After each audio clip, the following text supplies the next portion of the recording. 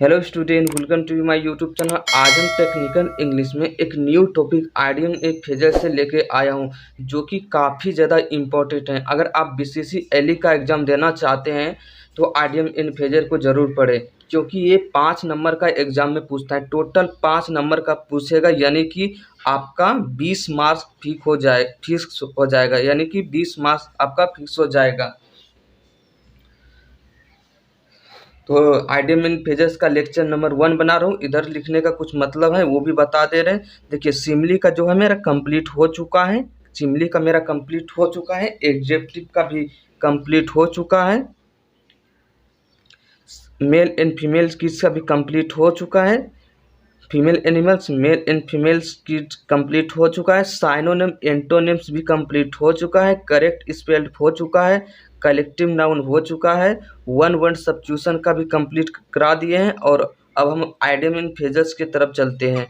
देखिए, सिमली से आपका जो क्वेश्चन मिलेगा, 5 क्वेश्चन आपको देखने के लिए मिलेगा एग्जाम में। 5 क्वेश्चन मिलेगा आपको एग्जाम में देखने के लिए 20 मार्क का, यानी कि आपका 20 मार्क फिक्स हो जाएंगे। सिमली में कम ही चांस रहता है गलत होने का, तो आप सिमली का पूरा लेक्चर देख ले, आपका 20 मार्क फिक्स हो जाएगा।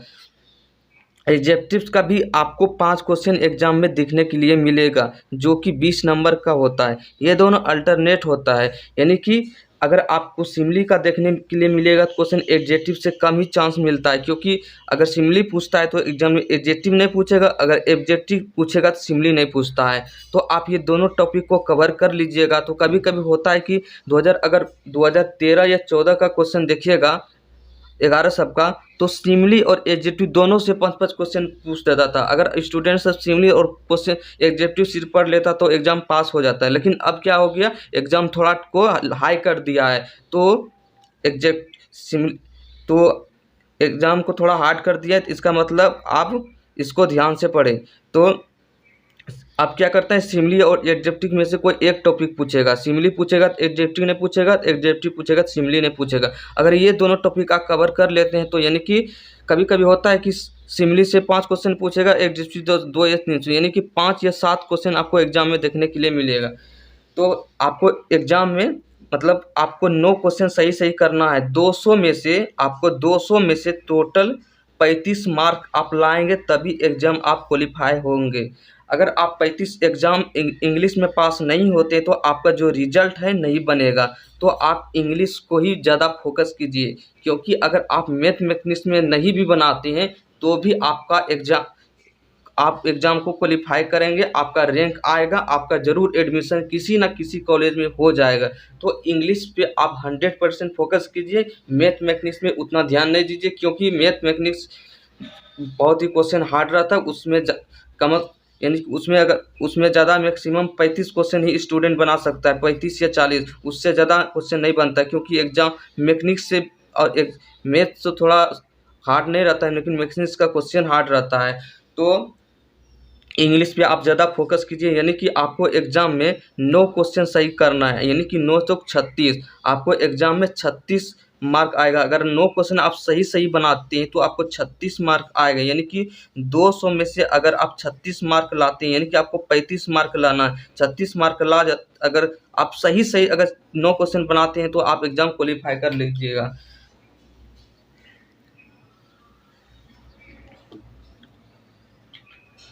तो नेक्स्ट चलते हैं। नेक्स्ट क्या है, male and female animal, male and female kids, ये दोनों टॉपिक मिला से आपको 5 नंबर को क्वेश्चन एग्जाम में देखने के लिए मिलेगा। और साइनोनिम एंटोनिम्स मिला के भी आपको एग्जाम में 5 क्वेश्चन देखने के लिए मिलेगा। 5 क्वेश्चन फिक्स से आपको एग्जाम में देखने के लिए मिलता है।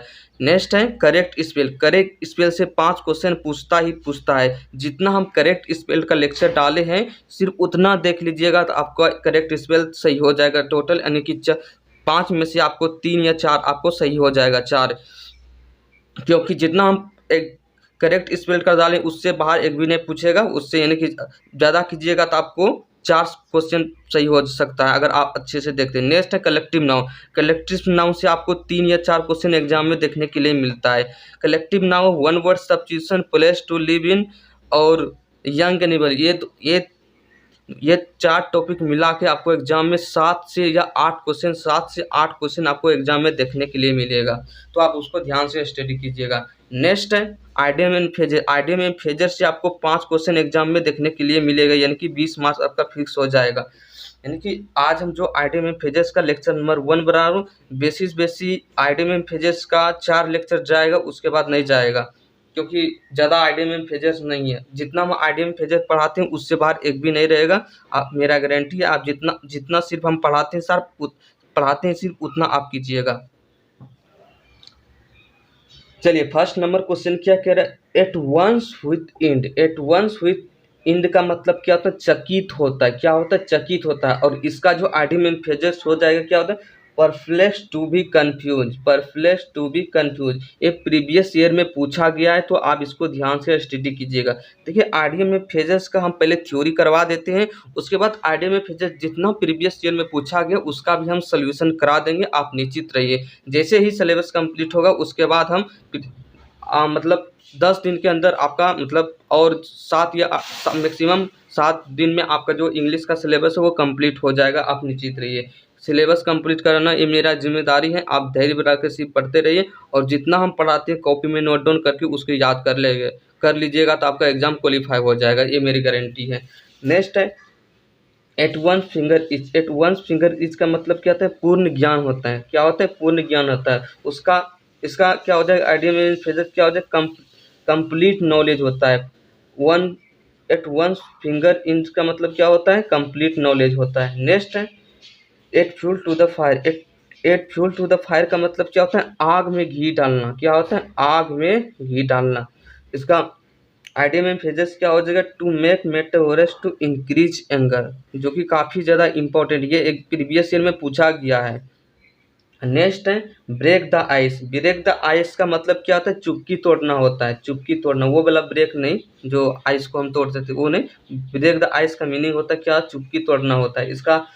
इसका आइडियम एंड फ्रेजेस क्या होता है, to speak first after a pregnant silence हो जाएगा। नेक्स्ट है burn one finger. Burn one fingers का मतलब क्या होता है, टू गेट इनटू ट्रबल होता है।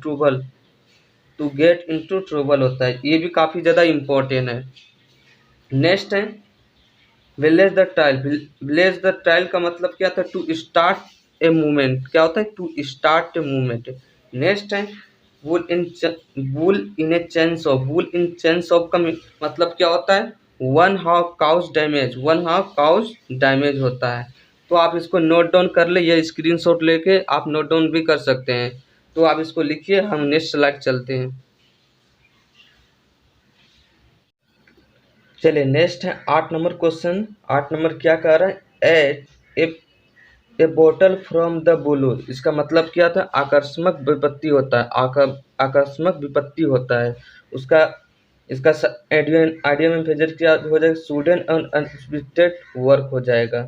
नेक्स्ट है born with A silver spoon. इसका मतलब क्या होता है, born in A silver with, धनी घर में जन्म लेना। क्या होता है, धनी घर में जन्म लेना। और इसका जो आइडियम एंड फ्रेजेस हो जाएगा, to be born in a rich family, यानी कि धनी घर में जन्म लेना। क्या होगा, धनी घर में जन्म लेना। नेक्स्ट है born candle at both and. इसका मतलब क्या होता है, स्क्वाइडर होता है। नेक्स्ट है ब्लो हॉट एंड कोल्ड। क्या होता है, इसका मतलब to speak in favour and against at the same time.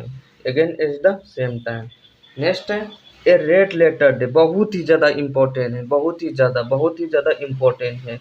A red letter day. A red letter दिन क्या होता है, महत्वपूर्ण दिन। महत्वपूर्ण, ए रेड लेटर डे, इम्पोर्टेंट दिन ए लक्की डे।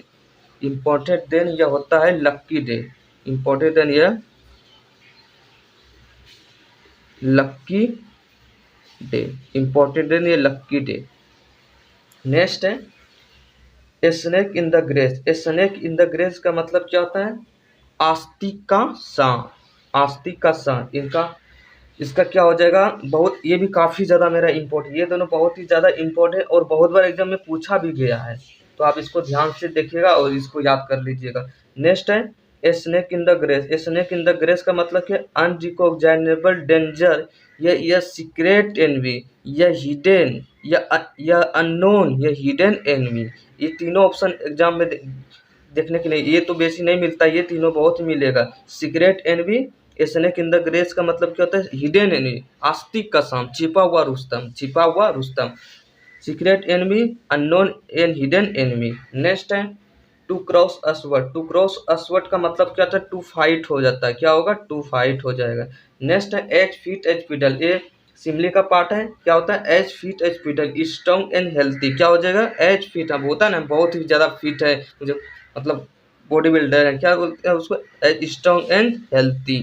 नेक्स्ट है बहुत ही ज़्यादा मजबूत। नेक्स्ट है 16 नंबर और आज का लास्ट है question, at an arm length. At an arm length का मतलब क्या होता है? To keep a distance. ये भी बहुत ज़्यादा, टू कीप ए डिस्टेंस, ये भी काफ़ी ज़्यादा इम्पोर्टेंट है। तो आप इसको नोट डाउन कर ले या स्क्रीनशॉट लेके आप भी नोट कर सकते हैं। तो आज यहीं तक रहने देते हैं। वीडियो अच्छा लगा तो इसको लाइक और सब्सक्राइब कीजिएगा। देखिए अगर आप मेरे टेलीग्राम चैनल पे नए जुड़े हैं तो डिस्क्रिप्शन में लिंक है, जाके आप टेलीग्राम चैनल पे जाके ज्वाइन कर लीजिएगा। वहाँ पे डेली नाइट में 8:30 बजे क्यूज होता है। अगर आप क्यूज नहीं देते वहाँ पे जाके क्यूज दीजिए, आपका कन्फ्यूजन वहाँ दूर होगा। तो मिलते हैं नेक्स्ट वीडियो में। Thank you very much.